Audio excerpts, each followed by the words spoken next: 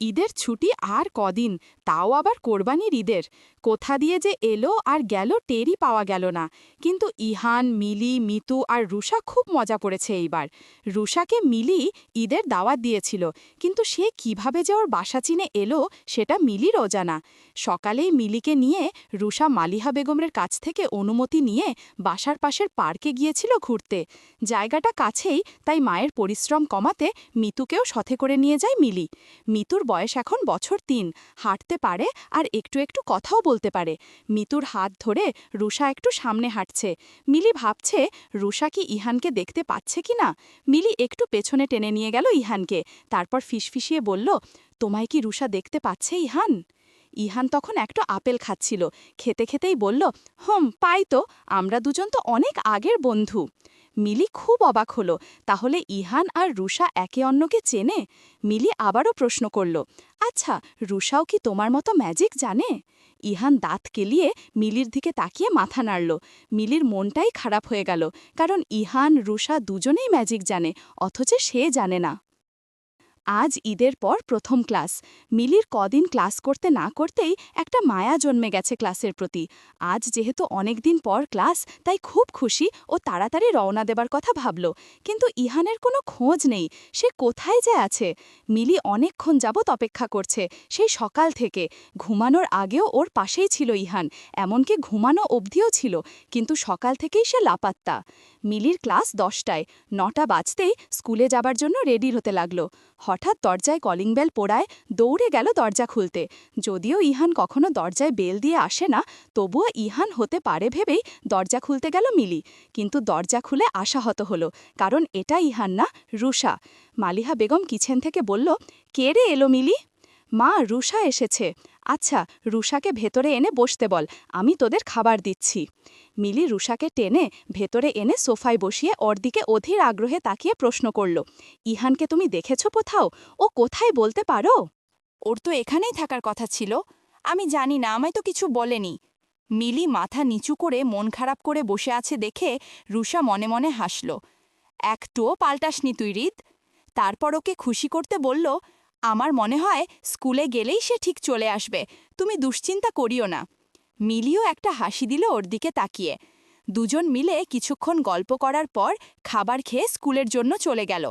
মিলির আশা স্কুলে গিয়েই ইহানকে দেখতে পাবে, তাই জোরে জোরে পা চালাচ্ছে। কিন্তু স্কুলে এসেও পেল না তাকে। ক্লাস আর কিছুক্ষণের মধ্যেই শুরু হবে। মিলি, রুষা আর একটা মেয়ে একসাথে বসে আছে সামনের বেঞ্চে। স্যার ক্লাসে প্রবেশ করলেন, সাথে একটা ছেলে। স্যার সবার সাথে ছেলেটাকে পরিচয় করিয়ে দিতে বললেন। মাই ডিয়ার স্টুডেন্টস, তোমাদের জন্য একটা নতুন বন্ধু নিয়ে এসেছি, দেখো পছন্দ হয় কি না। সবাই দেখল ছেলেটিকে। একটা 6 বছরের মতো বয়সী বাচ্চা ছেলে, খুবই কিউট প্রকৃতির বাচ্চা, কিন্তু মুখে অদ্ভুত সুন্দর একটা হাসি লেগেই আছে। মিলি এতক্ষণে ছেলেটার দিকে তাকিয়ে অবাক। ইহান? ইহান মিলির দিকে তাকিয়ে একটা মিষ্টি করে হাসি দিয়ে নিজের পরিচয় দিল। হাই, আমি ইহান কিফায়েত, তোমাদের সবার নতুন বন্ধু। আমি মিরপুর 1-এর বাসিন্দা। ইহান মিলি আর রুষার দিকে তাকিয়ে মুচকি হেসে একটা ছেলের পাশে গিয়ে বসল। রুষা, ইহান আমাদের ক্লাসে কি করে? ও কি আমাদের সাথে পড়বে নাকি? আর ওকে সবাই দেখতে পাচ্ছে যে। হয়তো পড়বে, তাই তো মনে হচ্ছে। ছুটির পর ইহান মিলির জন্য গেটের সামনে অপেক্ষা করছিল। তখন সেই দিনের ছেলেটাকে দেখতে পায়, যে কিনা মিলির সাথে কথা বলছিল, আর মিলি তার প্রশংসা করেছিল। আমার থেকেও বেশি ফর্সা, তাই না? দাঁড়াও, তোমার ব্যবস্থা আমি করছি, কালো গরু। ইহান হাতে একটা তুড়ি বাজতেই ছেলেটা নিচে পড়ে গেল, আর তার মুখে লেপটে গেল কলমের কালি। আসলে পাশেই নিচে একটা নষ্ট কালি বের হওয়া কলম কেউ ফেলে রেখেছিল। ইহান ছেলেটার থেকে বেশ দূরে আছে, আর সেখান থেকেই হাসতে হাসতে গড়াগড়ি খাচ্ছে। মিলি রুম থেকে বেরিয়ে ছেলেটার এমন অবস্থা দেখে ওকে উঠতে সাহায্য করল। ইহান খুব রেগে গেল মিলির কাজে। তাড়াতাড়ি করে তার সামনে গিয়ে হাত ধরে টানতে টানতে গেটের দিকে নিয়ে যেতে লাগল। তোমার এত দরদ উথলে ওঠে কেন ওই পোলার জন্য? দেখলে তো ওর মুখের কি সুন্দর রং হয়েছে। হা হা হা। তার মানে তুমি এমনটা করছো ওর সাথে? তুমি নিজের ম্যাজিক দিয়ে অন্যের অপকার করো? আমি তোমার সাথে কথাই বলবো না, যাও। মিলি গাল ফুলিয়ে আগে আগে চলে যেতে লাগল। ইহানকে কত কি জিজ্ঞেস করবে ভাবছিল, কত খুঁজার পর ক্লাসে এসে পেল, আর এখন কিনা কিছুই জিজ্ঞেস করতে পারল না। ইহান ম্যাজিক দিয়ে আরেকজনের ক্ষতি করবে সেটা মেনে নিবে না মিলি। ম্যাজিক ভালো জিনিস, ভালো কাজে লাগবে, সেটাই ক্ষতি কেন করবে? আরে রিদ, শুনো তো, এমন করিও না, আমি আর এমন করব না, সত্যি বলছি। পাক্কা তো? যাও, পাক্কা। তাহলে এইবার বলো, তুমি আমাদের সাথে একই ক্লাসে কি করো? তুমিও কি পড়াশুনো করবা নাকি? করব। তুমি ওই দিন বলছিলা তোমার সাথে বসতে দিবা না, তাই আমি ঠিক করেছি আমিও পড়ব। তাহলেই আমারও একটা সিট থাকবে, অন্তত তোমার চাটাং চাটাং কথা শুনতে হবে না। আর কতদিন সময় লাগবে? সবে তো অপেক্ষা শুরু। হৃদকে পাওয়া এত সহজ হবে না তোমার পক্ষে।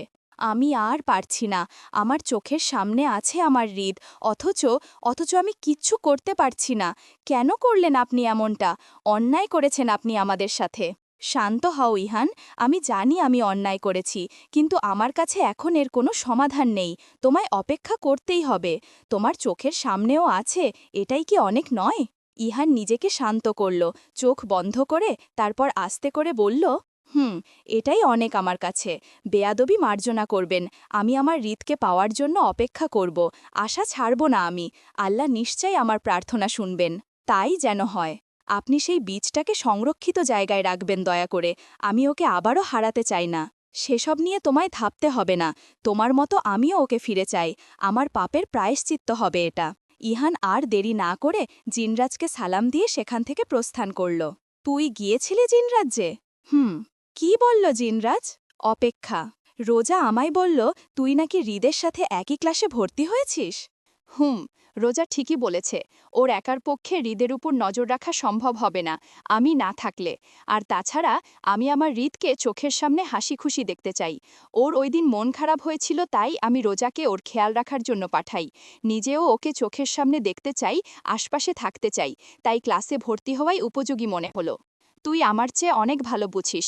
আমার বিশ্বাস তুই সব বুঝে শুনেই সিদ্ধান্ত নিয়েছিস। হঠাৎ কি মনে হতেই চাপা কষ্ট নিয়ে ইহান রিমাতকে বলল, আচ্ছা, সেদিন যুদ্ধের সময় কেন হৃদ ভালোবাসাকে বাদ দিয়ে নিজের রক্তের জন্য যুদ্ধ করল বলতো? সেদিনের ঘটনাটার জন্যই আজ এমন ভুগতে হচ্ছে আমায়। শুধু তোকে না, তাকেও ভুগতে হচ্ছে, আর আমাদের সবাইকেও। নিজের দায়িত্ব আর ভালোবাসার মধ্যে দুটানায় পড়ে গিয়েছিল ও।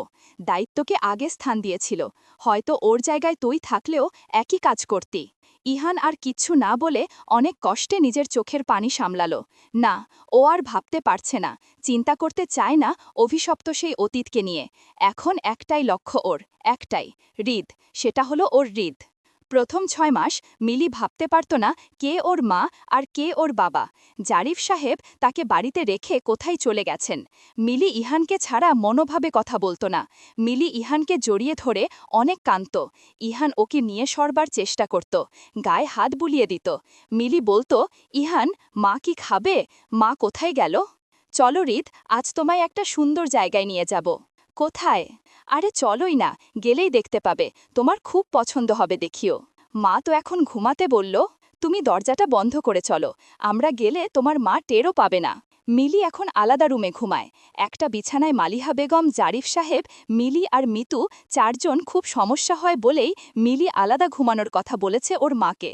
যদিও প্রথমে রাজি হয়নি, কিন্তু এখন অনেক দিন হবার পর আস্তে আস্তে অভ্যস্ত হয়ে গেছেন। কতক্ষণ ওকে শুইয়ে রেখে ঘুম পাড়িয়ে চলে যান তিনি।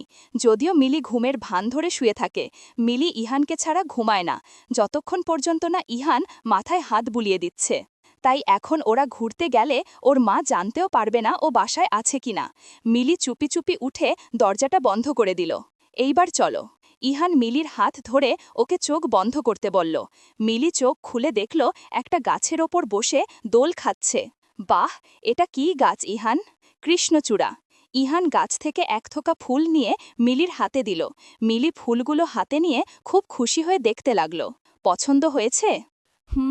খুব। কত সুন্দর লাল টুকটুকে ফুলগুলো। আমার খুব খুব খুব ভালো লাগছে ইহান। লাল টুকটুকে রক্ত কৃষ্ণচূড়ার দিকে মুগ্ধ দৃষ্টিতে তাকিয়ে রইল, আর ইহান ওর হাসি মাখা মুখটা দেখতে লাগল।